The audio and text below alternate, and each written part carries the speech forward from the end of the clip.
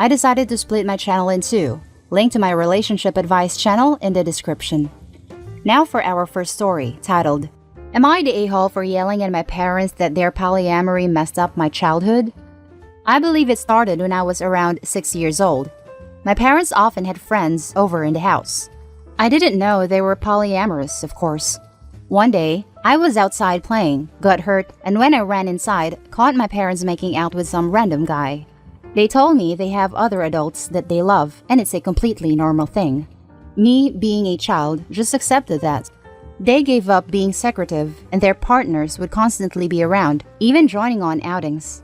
I remember that on my 10th birthday, they invited 3 of their partners, one of who I'd never seen before, and for the rest of the day, my parents just withdrew from my party and hung out with them. I never saw them doing anything explicit again, but they would kiss their partners, hug them, make flirty comments, something that would be normal between parents, but with many more people. Sometimes, I came home from school and my parents were gone, and there was some random adult in our house. Some of them seemed surprised that my parents even had a child. I always hated it, but since my parents had told me this was normal, I assumed many adults probably did similar things, and that it's just an adult thing all kids hate. Later, they had less partners and eventually seemed to stop. Not that I'd known for sure because I moved out with 17. I didn't think about it anymore. A year ago, I started therapy, other reasons. As usual, the topic of my upbringing came up and it brought back many feelings I wasn't aware of. I realized that although my parents were always good to me, I had never really felt close to any of them and still have a lot of resentment that they made me feel like I had to compete for my parents' attention with random strangers. A while ago, I visited them and they told me they are going to take part in a documentary about polyamorous family and that the producers would like to include interviews with the children, so they would love if I could agree and tell everyone that polyamory doesn't mess kids up. All my resentment bubbled up, and I said that I cannot agree because I would not be able to say anything positive.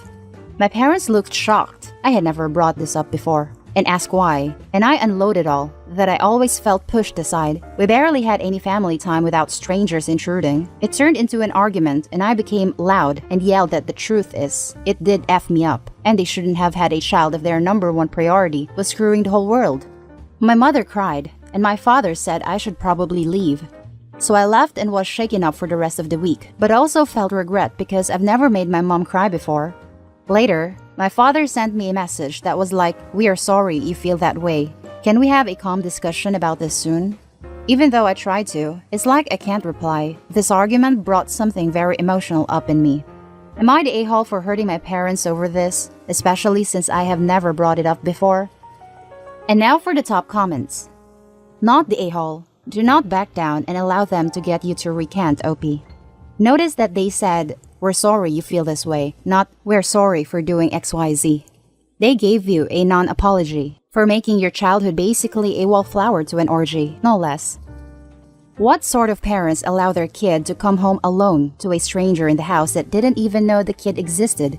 Good to me, my butt. That's horrible parenting. Don't forget inviting numerous strangers that they were screwing at the time to OP's birthday parties, and then completely neglecting OP on their birthday so that they could go F whoever they wanted at the time.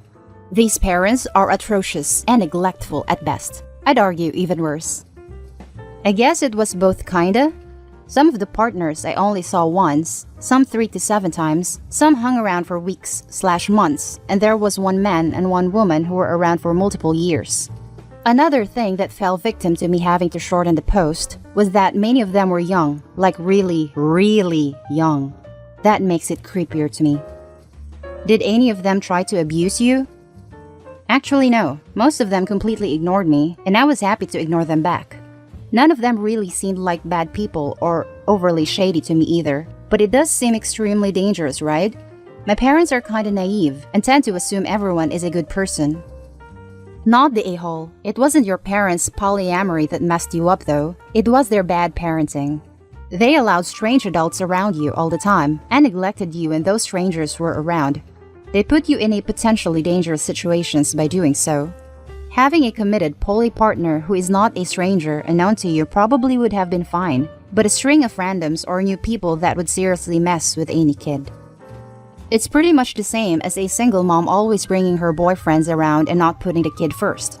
But I've known a lot of poly people who get so into advocacy that they don't care about anyone's emotions that don't fit into their idealized view of what polyamory is supposed to be.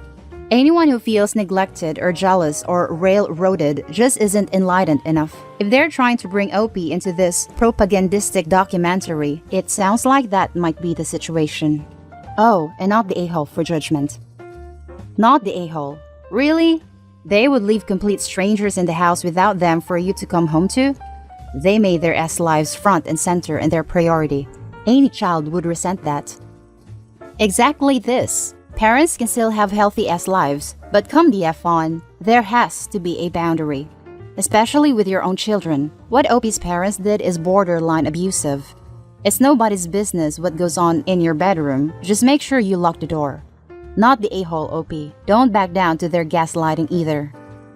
And that's the end of our first story. The next one is titled, Am I the a-hole for refusing to be in my father's wedding even though I cheated too? A story as old as time.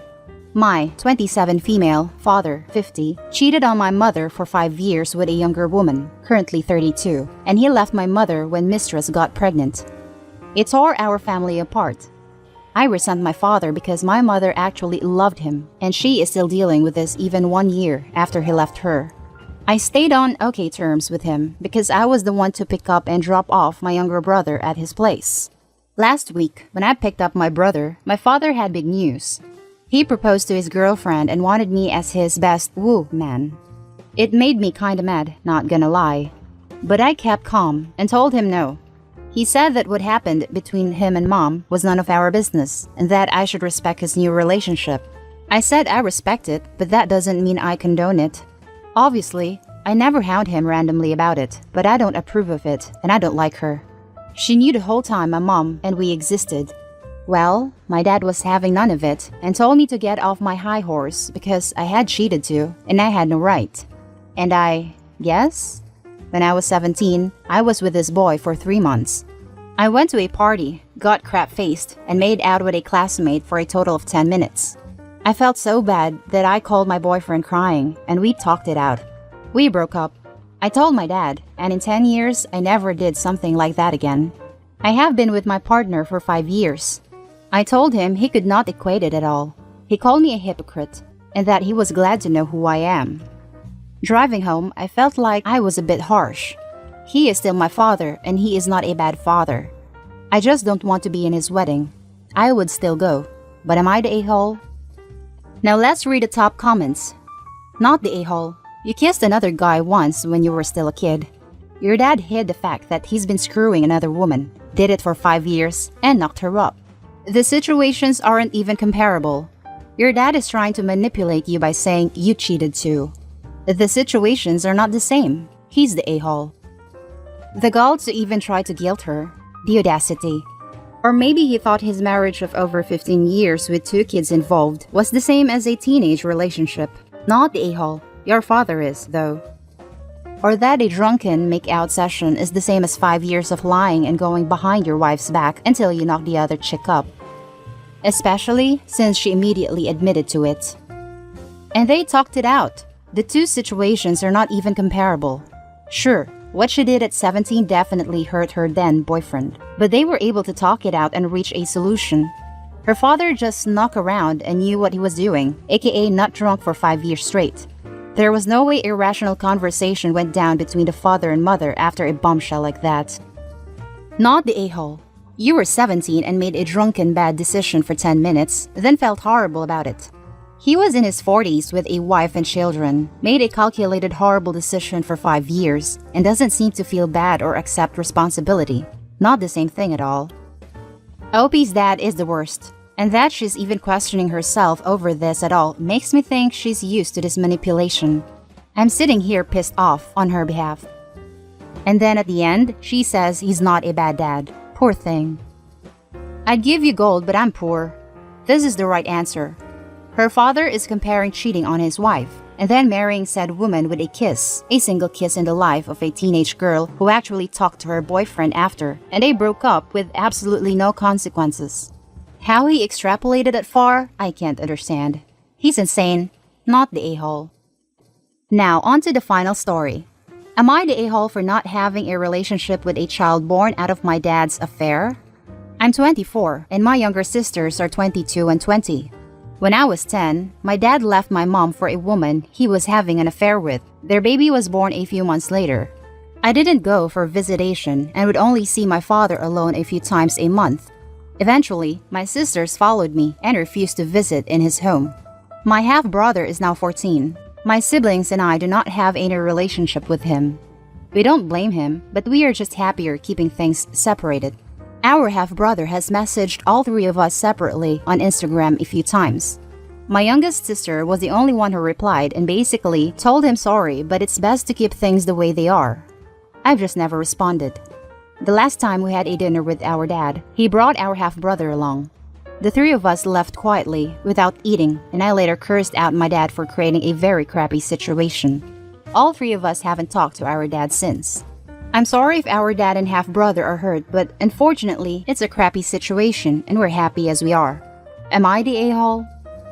Now read the top comments and more info on the post. Info. Why do you maintain a relationship with your dad, who is the biggest A here, but refuse to talk to his kid? I could see cutting dad off, and thus functionally the kid, but it makes zero sense to keep the old man around if you're not going to accept your brother. It's barely a relationship if I'm being honest, and it's a relationship that we are stringing along at the insistence of my mother. But after the crappy thing he did at the last dinner, I don't think we'll be seeing much of him going forward. Yeah, I think that would be for the best. Keeping your dad in the picture, but refusing to get to know your brother sends a pretty devastating message to a young boy. Yeah, that's pretty sad for the kid who has done nothing wrong and reached out again and again. Soft a-hole here. You could cut them both out, or cut out your dad and give the kid a chance. You're harboring a lot for your failed parents' relationship, well, over a decade ago. Even your mom has moved on and is clearly trying to keep everyone happy, and you, well, not so much. You're the a-hole. Your half-brother hasn't done anything wrong. It's not his fault he was born. Bit only are you the a-hole. You've taught your younger sisters to act that way too. Once your half-brother gets over the emotional hurt of being rejected by his siblings, I believe he will be much happier without such narcissistic people in his life. I never thought my sisters say anything. They are women with their own brains who saw right through the situation. You're the a-hole. I understand where you are coming from, but there's no need to be rude to your brother. I wouldn't say you're an a-hole, but that you might be rude and inconsiderate to your half-brother. He obviously sees you as a family and wants a relationship with you guys. Maybe you could take a look at this point of view. I don't really think it's fair to completely ignore him because you're happy how things are. You left dinner without eating because of it. It comes off almost like you hate him, even if that isn't the case. I honestly don't want anything to do with him or my dad's wife. Speaking for myself, I never had the best relationships with my dad either. It's one out of obligation at best. My sisters and I were very clear that we did not want a relationship with his wife and child. And I think it was a really crappy move to bring along a child that we never met and were clear that we didn't want in our lives. Everyone sucks here. My first thought was you aren't the a-hole. But it's been 14 years. Not your half-brother's fault. At 24, you should be mature enough to see that and at least be civil. Not saying you have to like him or want a relationship with him, but he deserves, at a minimum, the same respect you'd give the person standing behind you in the checkout line. Ask yourself what your reaction would have been if your father had brought a total stranger to the dinner. You might have been a bit uncomfortable, but would you have walked out without eating? That difference in attitude right there is your problem and makes you the a-hole. What you did is a form of bullying. No different than moving seats when the weird girl in school sits beside you. Which leaves me wondering what exactly happened when you were 10 that leaves you so bitter, petty, and vengeful.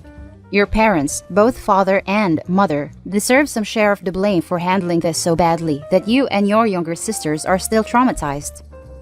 Her sisters are obviously influenced by her behavior. And it bugs me that she will not give this kid a chance. She still has a relationship of sorts with her brother and no one is asking for her to call the new wife mom. But it costs just a little bit of pride to get to know her brother. And that's the end of our video, guys. As always, comment, like, and subscribe. I'll catch you in the next one. Stay safe.